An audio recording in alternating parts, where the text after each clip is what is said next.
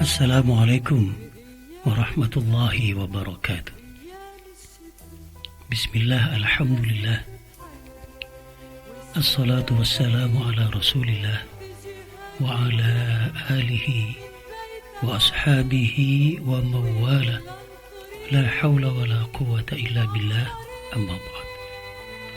Para pendengar yang dimuliakan Allah, banyak di antara kita menjadi pelaku-pelaku puasa. Tapi kadangkala puasa kita kerjakan, tetapi tidak satupun nilai-nilai kepahalaan yang kita dapatkan.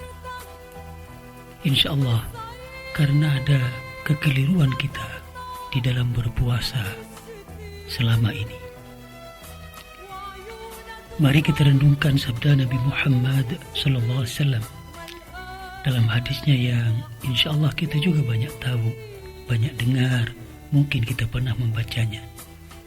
Nabi sabdakan untuk kita bersama, khamsatu asya' tuhbitus shaum ay tubtilu thawabuhu, al-kadhibu wal-ghibatu wan-namimatu wal-yaminul ghamus wan-nadharu bisyahwa.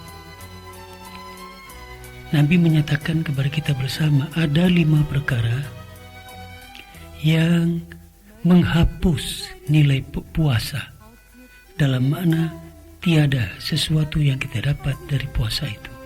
Ai tubtilu thawabuhu, atau 5 perkara ini menjadi sebab batalnya balasan untuk orang yang berpuasa.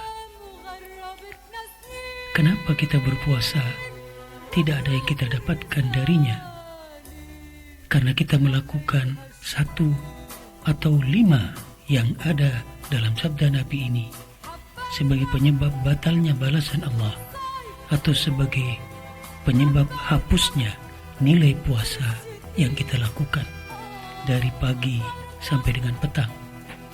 Yang pertama, al-kadhibu, dusta. Banyak di antara kita kadang puasa kita lakukan, tetapi dusta juga menjadi pekerjaan. Orang yang berpuasa, tetapi dusta demi dusta masih menjadi ucapan yang mereka lakukan di saat puasa dilakukan, maka puasa orang yang dusta menyertainya menjadi sebab batalnya balasan Allah untuknya. Karena itu jaga mulut kita ini selama berpuasa untuk tidak berdusta.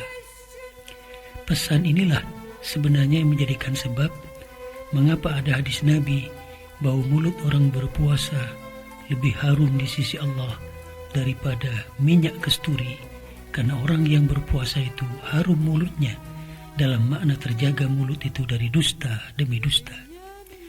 Yang kedua, ini juga berkenaan dengan pekerjaan mulut, wal ghibatu, menggunjing, ngerumpi, membicarakan keburukan orang. Kalau kita membicarakan keburukan orang, yang kita bicarakan keburukannya kalau tahu tidak senang, maka itu termasuk ghibah. Kecuali kalau keburukan orang itu kita ungkapkan di dalam rangka menyelamatkan orang lain supaya tidak menjadi korban keburukannya, itu dibenarkan, tidak termasuk gunjingan. Umpamanya ada teman kita suka berhutang, sekali waktu dia mau berhutang kepada teman kita yang lain. Teman yang lain itu kita beritahu, jangan beri hutang lagi pada dia, karena dia kalau berhutang tidak pernah membayarnya. Ini tidak membicarakan keburukannya, tapi supaya teman yang lain tidak menjadi korban berikutnya. Nah, orang berpuasa jaga dari dusta, jaga dari menggunjing, membicarakan keburukan orang. Kadang-kadang kita berpuasa, tetapi mulai subuh sampai asar kita ada di rumah tetangga untuk membicarakan orang lain. Yang ketiga, wan namimatu, mengadu domba. Orang berpuasa tapi suka mengadu domba, maka puasanya tidak ada artinya apa-apa. Bahkan dalam hadis Nabi yang lain, an-namimah, mengadu domba itu menjadi sebab yang bersangkutan di alam kubur mendapati siksa kubur. Insya Allah kita pernah membaca riwayat Nabi berjalan dengan sahabat melewati satu areal pekuburan. Nabi berhenti, kemudian mendekati satu kubur. Sahabat tanya, ada apa ya Rasul? orang yang dikubur ini sekarang sedang disiksa. Kenapa? Karena dia melakukan dua perbuatan, an-namimah wa qa'imul baul. An-namimah itu dia suka mengadu domba dan kencing berdiri. Nah, karena itu tolong kencing kita ini jangan berdiri, usahakan duduk. Karena itu bagian dari penyebab kita mendapati siksa kubur. Yang esensinya sebenarnya mengapa tidak baik kencing berdiri, karena risiko najis akan mengenai tubuh yang lain. Kemudian yang keempat, penyebab batalnya nilai puasa kita, wal yaminul wamus, menjadi saksi palsu. Sering keputusan hakim jadi salah, yang benar disalahkan, yang salah menjadi benar karena tampilnya saksi-saksi palsu. Bahkan dalam hadis yang lain, saksi palsu bukan cuma membatalkan pahala puasa, saksi palsu juga menjadi sebab dosa besar yang kita bakal tanggungnya.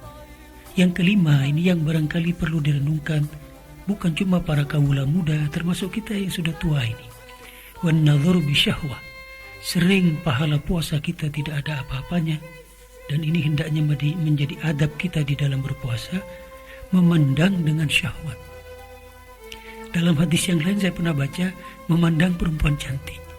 Kalau kita berpuasa, memandang lawan jenis dengan penuh syahwat, itu menjadi sebab batalnya puasa kita.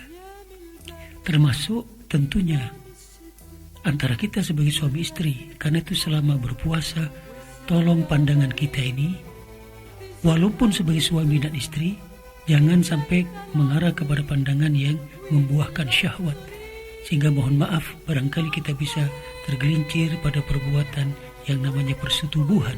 Kalau sampai itu terjadi, di samping batal sehari itu puasa kita, kita akan dikenai denda. Mungkin puasa 60 hari berturut-turut, kalau tidak mampu memberi makan 60 orang miskin, ya kalau tidak mampu membebaskan budak. Nah, ini risiko yang berat. Karena itu saya sering kali bercanda, tolong istri-istri sejak subuh sampai maghrib jangan banyak bersolek. Barangkali suami kita memandang penuh syahwat. Apatah lagi di luaran yang itu bukan istri kita.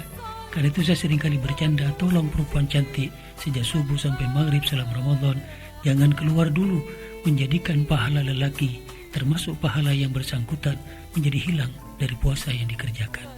Mudah-mudahan memberikan kemanfaatan. Mohon maaf. Assalamualaikum warahmatullahi wabarakatuh.